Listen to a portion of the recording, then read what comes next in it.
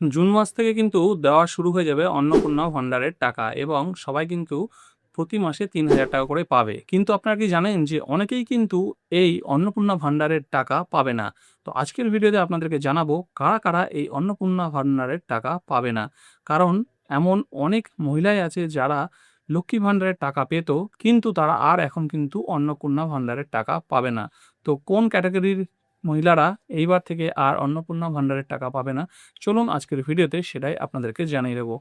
দেখুন, নতুন বিজেপি সরকারের মন্ত্রী অগ্নিমিত্রা পাল কিন্তু স্পষ্টই জানিয়ে দিয়েছে যে কারা এবার অন্নপূর্ণা ভান্ডারের টাকা পাবে না। প্রথমত, যারা মৃত ব্যক্তি কিন্তু এখনো তাদের নামে অ্যাকাউন্টে টাকা ঢুকছে, সেই রকম মৃত ব্যক্তিদের অ্যাকাউন্টে কিন্তু আর অন্নপূর্ণা ভান্ডারের টাকা ঢুকবে না। ২ নম্বর হচ্ছে, যাদের নাম ভোটার লিস্ট থেকে বাদ চলে গেছে সেই সব মহিলারাও কিন্তু এবার আর অন্নপূর্ণা ভান্ডারের টাকা পাবে না। আর ৩ নম্বর হচ্ছে, যেসব ব্যক্তি যাদের নাম এইবার ভোটার লিস্টে এখনো বিচারাধীন আছে, তারাও কিন্তু অন্নপূর্ণা ভান্ডারের টাকা পাবে না।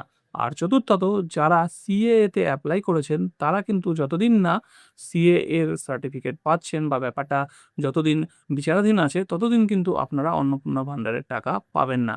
সিএএ এর সার্টিফিকেট পেয়ে গেলে বা সেই কাজ সম্পূর্ণ হয়ে গেলে তখন কিন্তু আপনারা অন্নপূর্ণা ভান্ডারের টাকা পাবেন।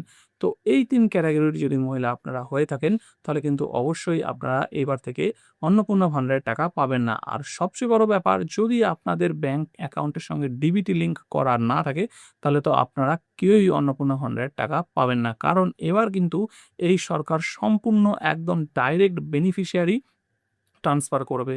তাতে করে কিন্তু পুরো পেমেন্টের স্বচ্ছতা বজায় থাকবে। সেইজন্য আপনাদের ব্যাংকে যদি ডিবিটি লিঙ্ক না করা থাকে, তাহলে কিন্তু আপনারা অন্নপূর্ণা ভান্ডারের টাকা বা কোনোরকম কোনো প্রকল্পের টাকাই কিন্তু পাবেন না।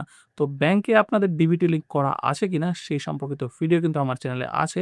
আপনারা চাইলে সেই ভিডিওটা দেখে চেক করে নিতে পারেন যে আপনাদের ব্যাংক অ্যাকাউন্টের সঙ্গে ডিবিটি লিঙ্ক করা আছে কিনা। সো এটাই ছিল আজকের ভিডিও।